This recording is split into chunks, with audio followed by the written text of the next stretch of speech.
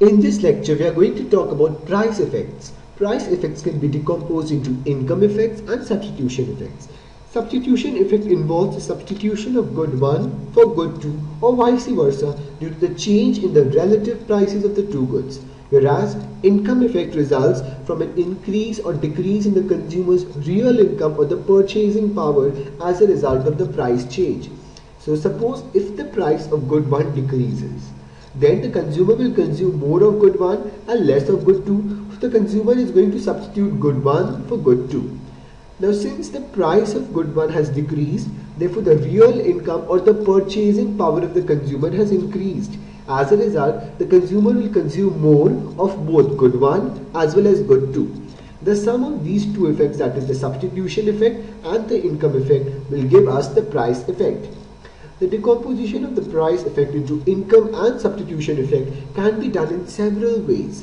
There are two main methods which we'll be discussing here, the Slutsky method and the Hicksian method. First, let's look into the Slutsky method. Slutsky income and substitution effects. Slutsky isolated the change in demand due to the change in the relative prices by asking, what will be the change in the demand when the consumer's income is adjusted so that at the new prices the original bundle is just affordable. So if we have this as our initial budget constraint and the price of good 1 decreases, therefore we have the final budget constraint as this. The original and the final choice are the points where the indifference curves are tangential to the budget lines. To isolate the substitution effect, we are going to adjust the consumer's money income so that the original consumption bundle is just affordable. Now since the price of good 1 has changed, as a result the relative prices have changed. Therefore the budget line will pass through the original choice, as the original consumption bundle should be affordable and will be parallel to the final budget line. Therefore we get a budget line as shown. In other words, what we are doing here is that we are holding the purchasing power of the consumer to be constant. Now let's look into the first case where we have two goods, good 1 and good 2. Both of them are normal goods and the price of good 1 decreases. When price of good 1 decreases, the consumer will consume more of good 1 and the consumer will consume less of good 2. Therefore, according to the substitution effect, the demand for good 1 increases and demand for good 2 decreases. Now, since the price of good 1 decreases, the real income or the purchasing power of the consumer increases. As a result, according to the income effect, the demand for both good 1 as well as good 2 is going to increase. Now let us look into this diagrammatically. If this is the initial budget constraint and point X is the original optimal consumption bundle where the indifference curve is tangential to the budget line. Now the price of good 1 decreases. Therefore, this is the final budget line and point Z is the point of optimality. It is the final optimal consumption bundle where the indifference curve is tangential to the budget line. Now we will draw the Slutsky budget line which will pass through the original consumption bundle. Therefore, it will pass through point X and it is going to be parallel to the final budget line. So this is the Slutsky budget line. And in Slutsky budget line, point Y is the point of optimality where the indifference curve is tangential to the budget line. Now when we move from point X to point Y, the purchasing power of the consumer is held constant and what is changing is the relative prices of the two goods. As a result, movement from point X to point Y gives us the change due to the substitution effect. And as you can clearly see in the diagram, because of the substitution effect, the demand for good 1 has increased whereas the demand for good 2 has actually gone down. When we move from point Y to point Z, the money income is changing, and as the slopes of both the budget line, the Slutsky budget line and the final budget line is the same, therefore there is no change in the relative prices. As a result, the movement from point Y to point Z gives us the change due to the income effect. And as you can see clearly from the diagram, because of the income effect, the demand for good 1 increases and also the demand for good 2 increases. Now, since both substitution effect and income effect clearly states that the demand for good 1 will increase, therefore the net effect will be that the demand for good 1 increases. If we look at the original consumption bundle X and the final consumption bundle Z, clearly the demand for good 1 has increased because of a decrease in the price of good 1. However, we do not know what will happen to the demand for good 2. If the income effect is stronger than the substitution effect, the demand for good 2 is going to increase, and if the substitution effect is stronger than the income effect, then the demand for good 2 is actually going to decrease. Therefore, there is ambiguity whether the demand for good 2 will increase or decrease. Now let's look into another case where we have two goods, good 1 and good 2, and good 1 is an inferior good, and the price of good 1, which is an inferior good, decreases. Now when price of good 1 decreases, the consumer will consume more of good 1 according to the substitution effect, and the consumer will consume less of good 2. This is because of substitution effect. Now let's look into what happens because of the income effect. Now since the price of good 1 decreases, therefore the real income or the purchasing power of the consumer increases. Now since good 2 is a normal good, therefore according to the income effect, the demand for good 2 is going to increase. However, since good 1 is an inferior good, therefore because of the income effect, the demand for good 1 is going to decrease by the definition of inferior goods. That is, if the income increases, then the demand will go down. Here the real income or the purchasing power of the consumer increases, therefore the demand will go down. The demand of good 1 goes down according to the income effect. Now let us look into this diagrammatically. Again, we have the original budget line, and we have point A as our point of optimality. So this is the original consumption bundle. We have the final budget line after a decrease in the price of good 1. We have point B as our final consumption bundle, where the indifference curve is tangential to the budget line. We have our Slutsky budget line which passed through point A, which is the original consumption bundle, and which is parallel to the final budget line. Point C is the point of optimality, which lies on the Slutsky budget line, where the indifference curve is tangential to the budget line. Now first we will look at points A and C to study the effects of substitution effect. Clearly, the demand for good 1 increases when we move from point A to point C. However, the demand for good 2 decreases, and this is in line with what we explained intuitively. Now let us look at point C and point B to analyze the income effect. Now when we move from point C to point B, according to the income effect, the demand for good 1 decreases and that of good 2 increases. The demand for good 1 decreases and that of good 2 increases, as we also explained intuitively. Now whether the demand for good 1, which is an inferior good, increases or decreases will depend upon which effect is stronger. In this diagram, clearly the substitution effect is dominating and is greater than the income effect. As a result, if we compare the original consumption bundle A and the final consumption bundle B, the demand for good 1, as you can see in the diagram, has clearly increased because substitution effect is greater than the income effect. Had income effect been greater than the substitution effect, then the demand for good 1 would have decreased. Therefore, when we have an inferior good and the price of the inferior good is changing, we can actually not say whether the demand for good 1, that is the inferior good, will increase or decrease. It will clearly depend upon which effect is stronger, the substitution effect or the income effect. Had point B been somewhere at this point, so suppose point B was at this point, let this be B dash, then the income effect would have been stronger. If we would have taken points C and point B dash, clearly the change from point C to point B dash would have been greater than the change from point A to point C. And since income effect would have dominated in this case, therefore we would have seen that there would have been a decrease in the demand for good 1.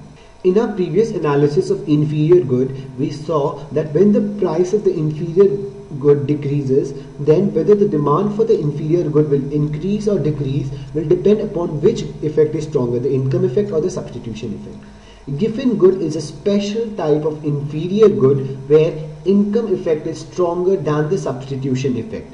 Therefore, when the price of the given good decreases, then according to the substitution effect, the demand for good 1 increases, the demand for good 2 decreases, and according to the income effect, the demand for good 1 decreases and the demand for good 2 increases.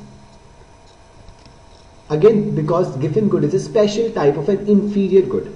Now, again, if you look diagrammatically, this is the initial budget line. Point A is the point of optimality, which is the original consumption bundle.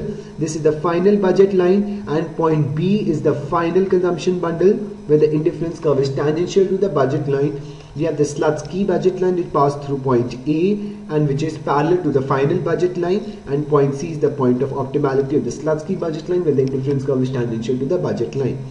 Now, if you compare points A and C, clearly the demand for good 1 has increased because of the substitution effect, and the demand for good 2 has gone down because of the substitution effect.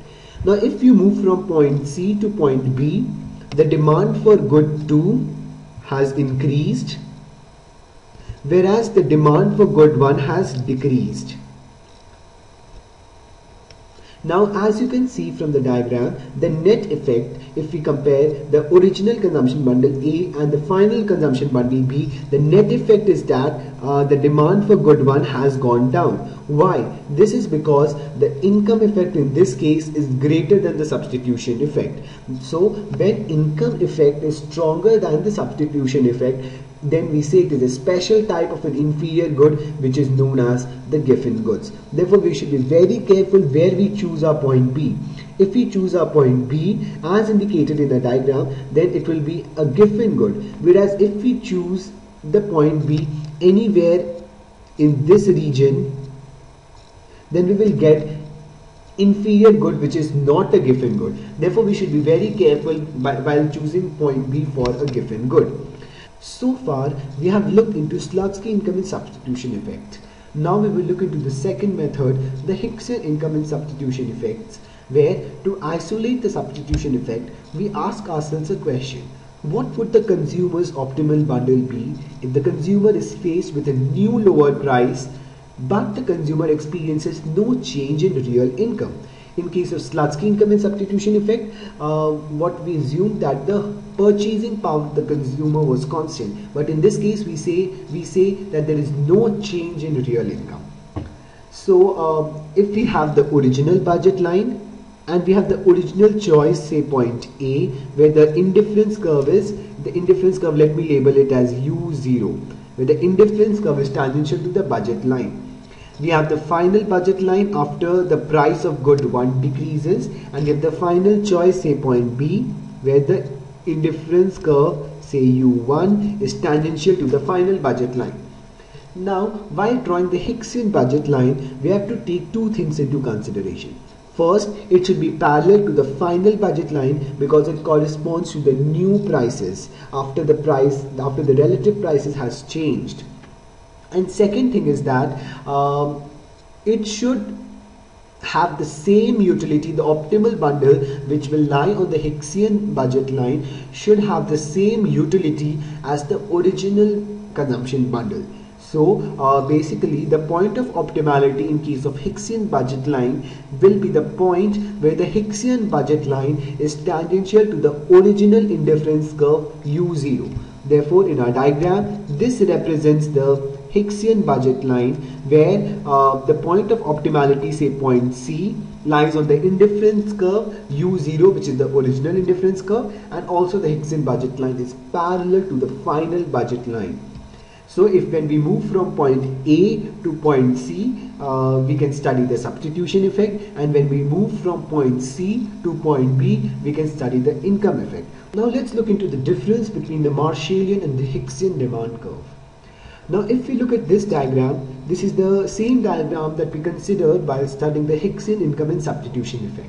Point A is the original consumption bundle, point B is the final consumption bundle, and point C is the point of optimality when we take the case of Hicksian budget line. The dotted line in this diagram represents the Hicksian budget line. So this is the Hicksian budget line. Now this diagram basically plots the price of good 1 with the demand for good 1. So if you look at point A, it corresponds to the price P1 of good 1. Now when the price of good 1 decreases from P1 to P1 star, then the demand of good 1 increases and it moves from point A to point B, as you can see in the diagram. And if we join points A and B, what we will get is known as the Marshallian demand curve. So in case of Marshallian demand curve, we see the difference between the original consumption bundle and the final consumption bundle. However, when the price decreases from P1 to P1 star, then point C is the point of optimality that lies on the Hicksian budget line. And if we plot point C, which will lie to the left of point B, then if we join points A and C, what we will get is the Hicksian demand curve. So we get Hicksian demand curve if we join the original consumption bundle and the optimal consumption bundle when we take the Hicksian budget line. So the essential difference between Marshallian and Hicksian demand curve is that in case of Marshallian demand curve, while studying the effects of the changes in the demand due to the change in the price, we consider both substitution as well as income effect into consideration. That is, we take the net effect, we take the price effect. Whereas while studying the Hicksian demand curve, we take only the substitution effect into consideration and not the income effect. Now we will look into some special cases, perfect substitutes, perfect complements and quasi-linear preferences, and we will see the income and substitution effects in those cases. In case of perfect complements, we know that the indifference curves are L-shaped. Now let this be the initial budget line and point A be the original consumption bundle. Let this be the final budget line after the price of good 1 decreases, and let this be the final consumption bundle. Now while drawing the Slutsky budget line, we will make sure that it passes through point A because the original consumption bundle should be affordable and it should be parallel to the final budget line. So this is the Slutsky budget line. Now we will see that in case of Slutsky budget line, point A will only be the point of optimality, as you can clearly see from the diagram. Therefore, in case of perfect complements, there is no substitution effect, and whatever is the change in the demand from the original consumption bundle to the final consumption bundle is essentially because of the income effect.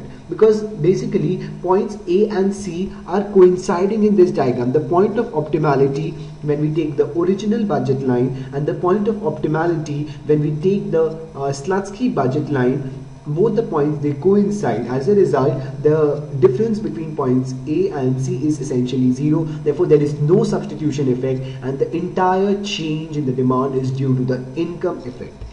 However, in case of perfect substitutes, the entire change in the demand is due to the substitution effect and there is no income effect. Let's look into this.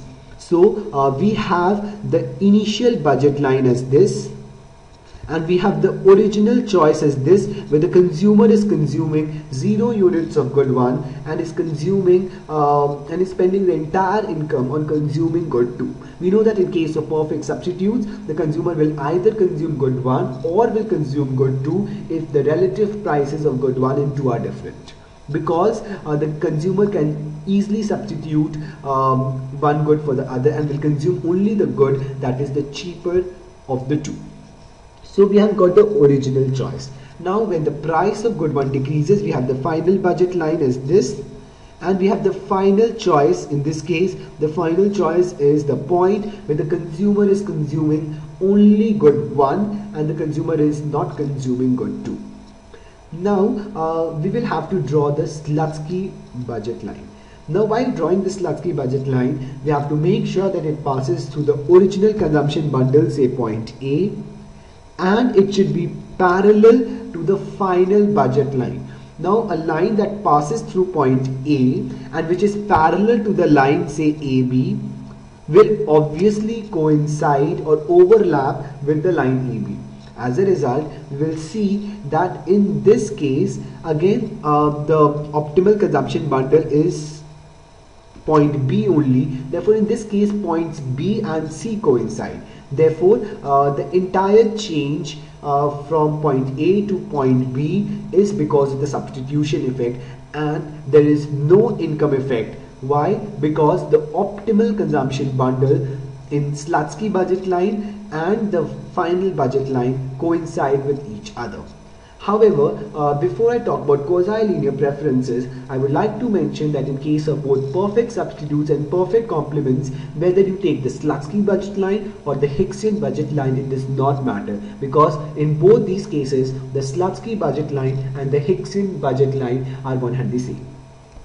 Now let's look into quasi-linear preferences. Now we know what are quasi-linear preferences. These are those preferences in which the indifference curves, they are either horizontal shifts of each other or they are vertical shifts of each other. In this case, we will take the indifference curves to be the vertical shifts of each other. So we have the initial budget line, and we have point A as a point of optimality, that is the original consumption bundle. Now the price of good one decreases, so we have this as a final budget line, and point B is the final consumption bundle. Now let's draw the Slutsky budget line. It will pass through point A because the original consumption bundle should be affordable and it should be parallel to the final budget line. So we have this as a Slutsky budget line, and point C is the point of optimality in this case. Now since in quasi-linear preferences the indifference curves here are vertical shifts of each other, therefore we will see that though points B and C will not coincide, but the x coordinates of points B and C will be the same, because the indifference curves, they are just vertical shifts of each other. So while studying the substitution effect, we move from point A to point C, and while studying the income effect, we move from point C to point B. Therefore, when we study good 1, the entire change from point A to point B, from original to the final consumption bundle, is because of the substitution effect, because the x coordinate of points C and B are the same. Therefore, there is no change in the demand for good 1 because of the income effect. However, in this diagram, it is clear that there will be the change in the demand for good 2 because of the income effect. Had we taken the indifference curves to be the horizontal shifts of each other, we would have reached a conclusion where there would have been changes because of substitution as well as income effect for good 1, but there would have been no change because of the income effect for good 2. So in case of quasi-linear preferences, whether the change in the price of good 1 will lead to an effect only because of substitution effect will depend on whether it is vertical, the indifference curves, they are vertical shifts of each other, or whether they are horizontal shifts of each other. That completes our discussion on income and substitution effects graphically. We will look into the income and substitution effects mathematically, and we will also consider a few examples in the next lecture.